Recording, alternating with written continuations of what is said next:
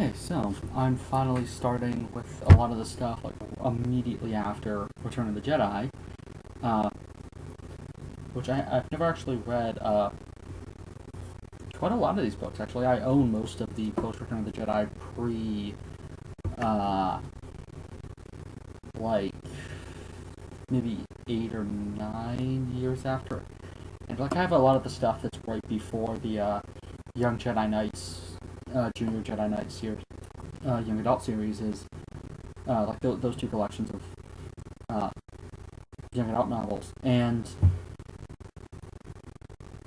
uh,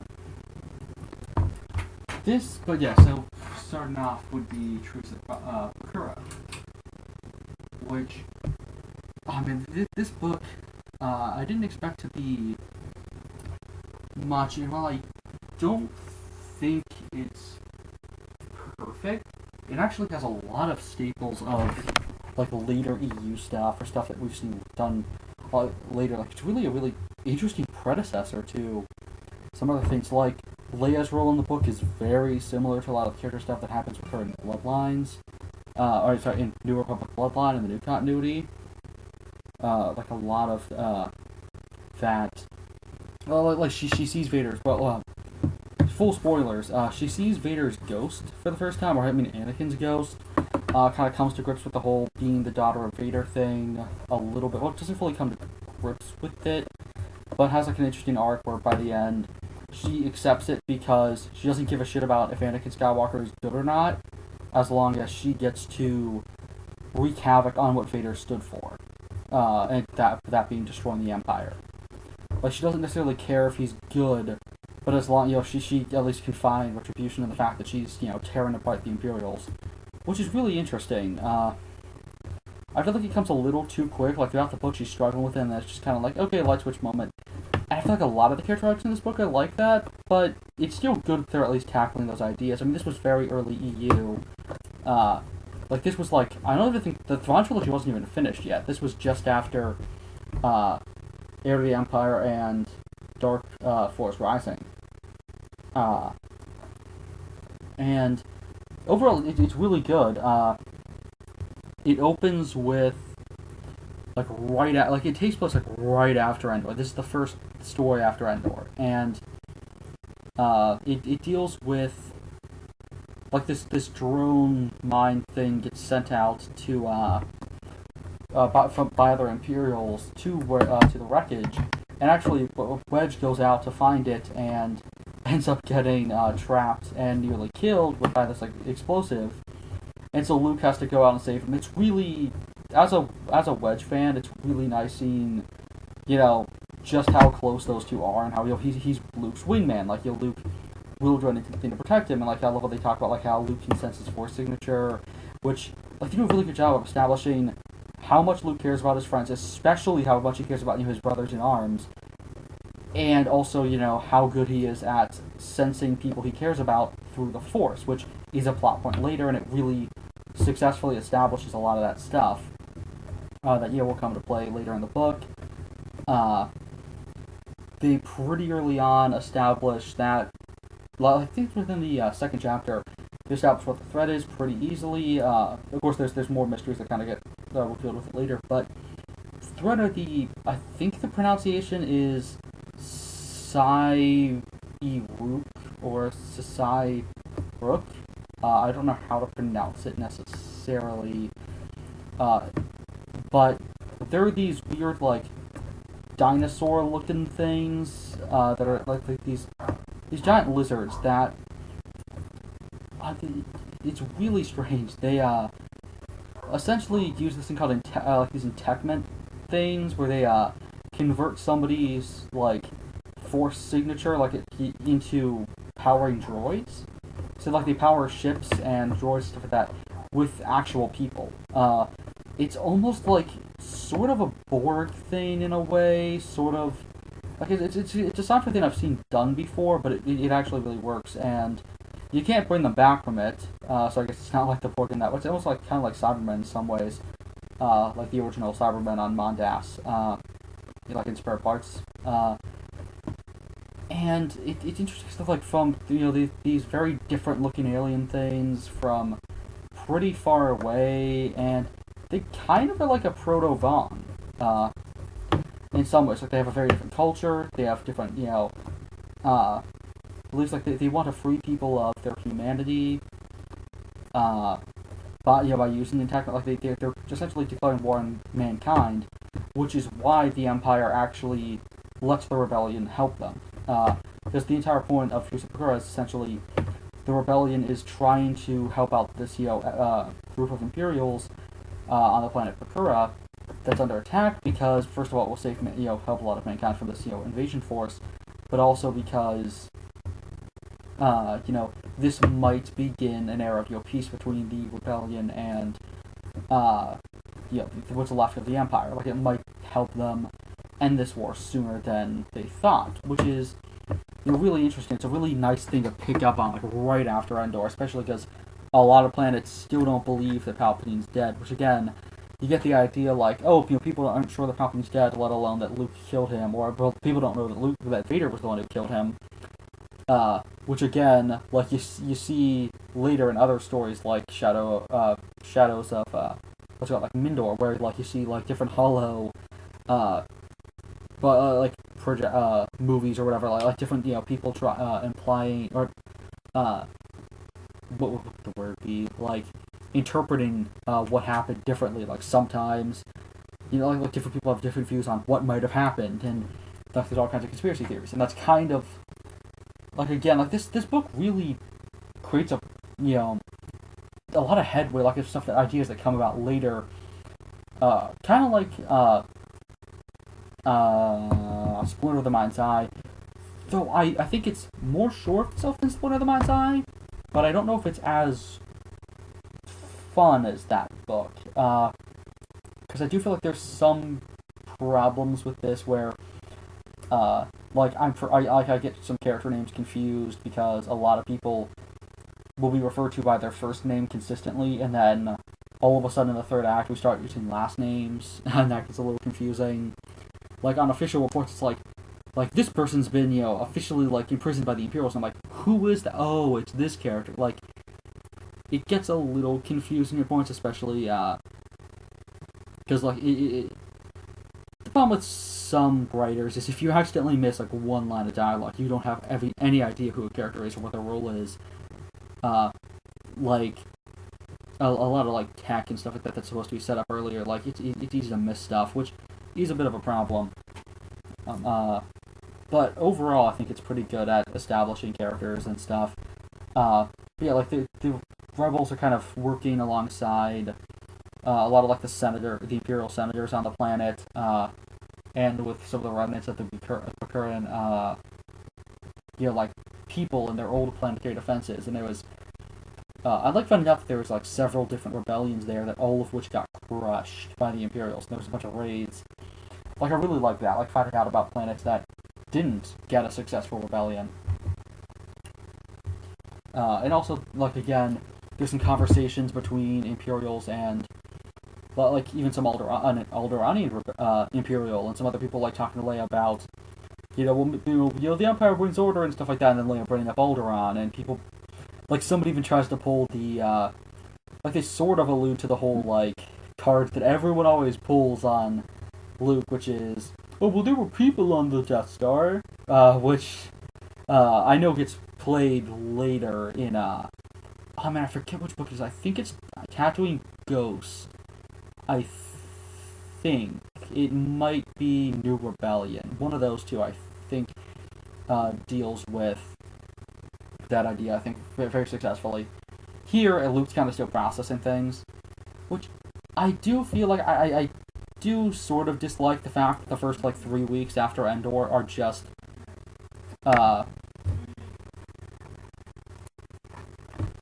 like the rebellion kind of still regrouping. Like I like the idea of the rebels having to regroup, though I don't like how fast a lot of the campaigns are in the new continuity. I do like the fact that a lot of EU stuff post pretty much everything post special editions showcases a little bit more, like what you see in the the special editions post, like at the end of Return of the Jedi, with everyone actually rebelling actively, like right after, and I kind of like that. Like here, it's kind of like just the New Republic's, or the rebellion's kind of just like sitting around and sending them out, and then everyone else is just kind of sitting at Endor for a few weeks. And I don't like that. I feel like it's a little bit better when they regroup, but maybe some of them move out to attack. Some of them, like I don't know, like the fact that Wedge and the remnants of Red Squadron and like 20 Action Wings just spend like the first 4 weeks or whatever, like month or so, just sitting around on a ship, just waiting to attack, is a little lackluster. I kind of wish they didn't, have it. Like I wish there was maybe some references to campaigns beginning, because it feels almost like the rebellion itself is just sitting around, like as if it revolves solely around Luke and Leia, which is an idea I freaking hate. And I'm glad a lot of stories in the early 2000s kind of started to fix that. Where we show, I mean, obviously we almost immediately fixed that in the full continuity, or like, I mean, not short continuity, but in the 90s, but like it wasn't until the Rogue Squadron books. I would thank God for those books because those are amazing. But yeah, Han didn't really get much to do, unfortunately. Though he's definitely still Han, and he and Chewie have some interesting stuff, especially because droids and aliens are not really welcome on Bakura. So everyone always like freaks out when they see a droid, or freaks out when they see see Chewie. And that's really really interesting. And some stormtroopers kill some Mon Calamari rebel troops out of fear, thinking that they're the aliens that are attacking, or at least using that as an excuse, potentially. And like they're not supposed to be there, but they're kind of like all this high tension, which I really like. Seeing just how much tension there is between everyone. Like immediately after, because the second Death Star has been destroyed, but they don't necessarily believe that Palpatine's dead. And you have the main villain, this governor. I believe it's pronounced. I don't know how to pronounce it. Nurius, I think it is, or Nurius. But yeah, the governor's kind of weak of a villain. He's just kind of like evil Imperial who's stuck in his ways. Now, there is a really, really awesome Imperial who defects by the end, who's just fantastic. Thanos. He's awesome. Like he kind of starts to resent the Empire because because it would be a waste of resources, or at least that's what he says. He saved some, I believe it was Wookiees, from getting killed. No, Talls. Yeah, it was Talls. He saved some from getting killed, like when he was working at a colony, or like a mining colony, like a slave labor camp. And because of that, no. What happened was he would feed them more. They would usually be starved to death, but he would feed them more because they would be more effective workers that way. And for that reason, the Talls were more loyal to him. And so, one time he nearly got killed, and a bunch of them knocked him out of the way and died to protect him. And he started to realize that they cared about him, and so he started to be better to them and treated them with some semblance of actual humanity. Like, he might still be an Imperial, might still believe in slave labor and stuff like that, but he still didn't feel like other beings were necessarily lesser than him, or at least he didn't exercise that constantly. He wasn't a complete jackass. He just believed in order, and felt there were certain sacrifices that needed to be made to achieve that. He's a lot like Ray Salone or some of the other more recent Imperials who are really sympathetic. And I love it by the end. He Luke kind of gets him to just retreat, and when he's about to risk his ship, or he thinks the rebels are about to destroy his ship, he actually sends his troops off. He actually says just kill me, just don't kill my troops. They were only following my orders. Give them don't execute them, don't do anything like that. And I love that, seeing Imperials with a lot of honor, compared to Nurius or whatever his name is, who is just kind of an ass. But that's the problem, is to make one villain sympathetic, they kind of, more like anti-hero-ish, or to have one villain redeem himself, they kind of had the other just be really, really weak. I mean, towards the end, like in chapter like 15, 18, no, chapter 19, he finally gets some character stuff, and like a little bit of personality, but that's about it. And that's kind of sad. He's not a bad villain, but he's just kind of generic Imperial number 5.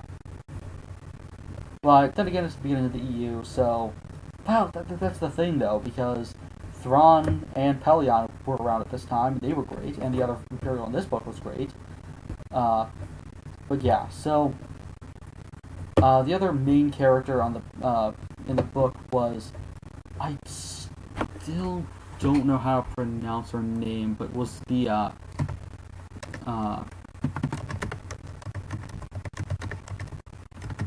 what do you call it? Senator for one of the senators for Bakura. I think her last name's like Captison. And her role is essentially, kind of like the Imperial. Well, she's kind of like the love interest who Luke gets for this book. Because in the early days, Luke had a love interest in like every other book, and all of them would always leave by the end, or he would leave, even if it was kind of just an absolute waste of time until Mara Jade actually, showed up, or until they brought back Mara Jade, and thank God for that. But yeah, this one's not horrid, just kind of dull. Like has this, like, is part of this religion that, other names like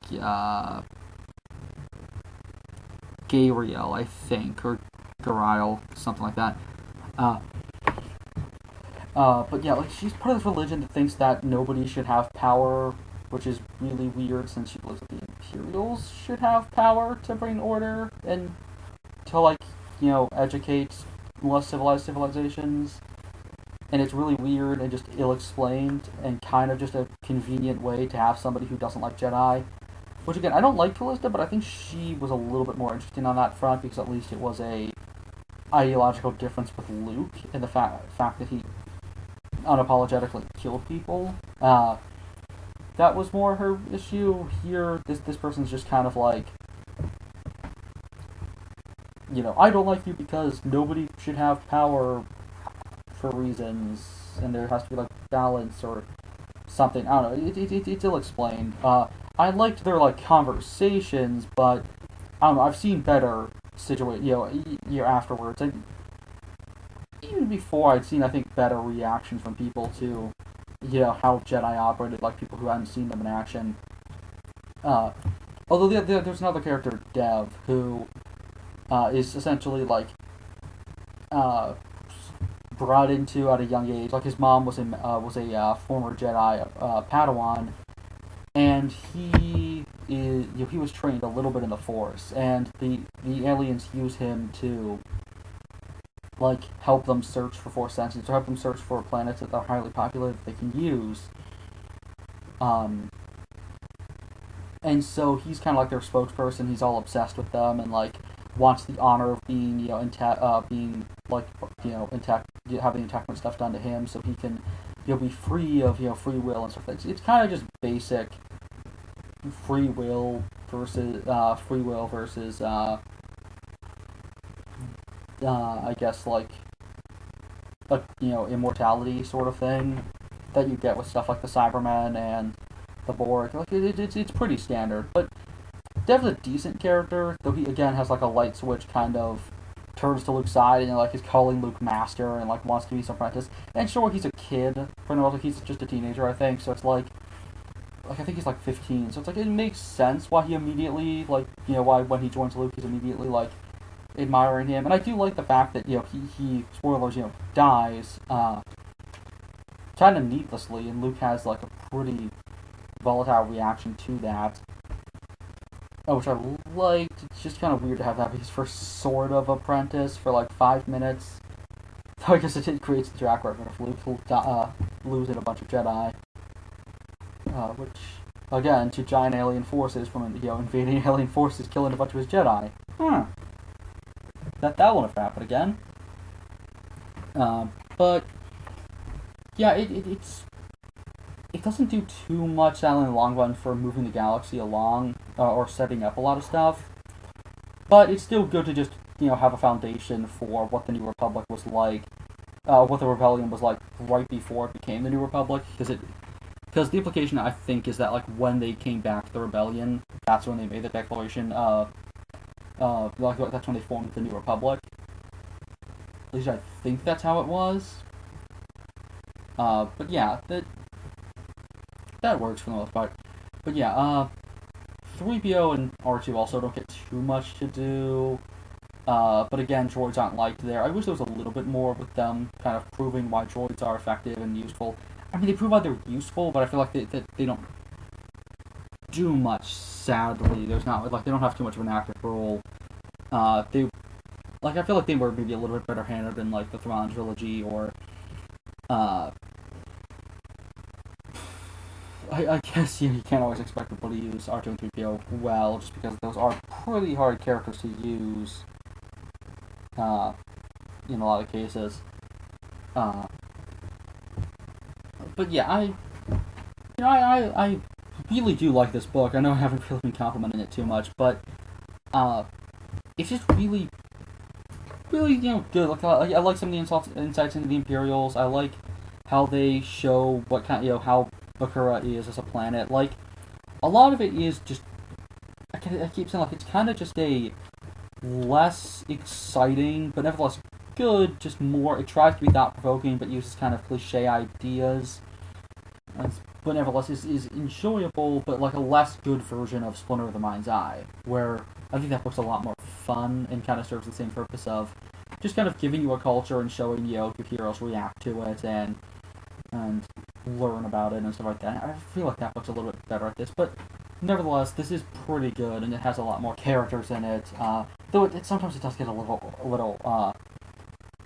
like there's a few too many characters at certain points. Like, I did feel like, like Leia would start to have an arc, and then disappear for like 5 chapters. It's my same problem that I had with Yoda Dark Rendezvous, and a few other books. Same problem I had with Life Debt. But for the most part, at least it did have arcs. Like, there is kind of a through line again of like Luke, doing anything he can to protect people who fight alongside him. Like at the beginning, protects Wedge. Does the same thing with Dev. Once Dev starts to work with him, somebody earns Luke's respect, he'll do anything to save them. Again, some characters are superfluous. Then there's like some characters who show up again like halfway through, and we're supposed to care about, and it's like, I haven't really had much time with them. Like, I feel like it starts out really strong for the first like 4 or 5 chapters, and then it starts to just become kind of the characters just talking to people, and then the last like 100 pages are like really, really like action packed. Like the first 40 pages are really enjoyable. The first like 50, then the next like 150 are kind of dull, and then you get like 100 pages of just kind of like non-stop action. It's kind of hard to tell where characters are at certain points. It's not perfectly paced, but it's a lot like Dark Rendezvous. It's not perfectly paced. There are some character problems, like characters kind of get forgotten about, but at the end of the day, it's still really solid, and quite good. So I would recommend it, definitely. Especially because it's probably not that hard to find. I don't know if they did a Legends version or like with the Legends banner. I would recommend just getting the original hardback because its cover's really cool. So weirdly, Ben is on the Obi-Wan, like old Obi-Wan. Ben Kenobi is on the back for some reason, even though he's not really involved in the story. But yeah, like if you want more of like a State of the Galaxy thing for post Endor, like right after Endor, I would recommend the first Rogue Squadron book more than this. But if you want just a fun little story about Luke and Leia in the aftermath,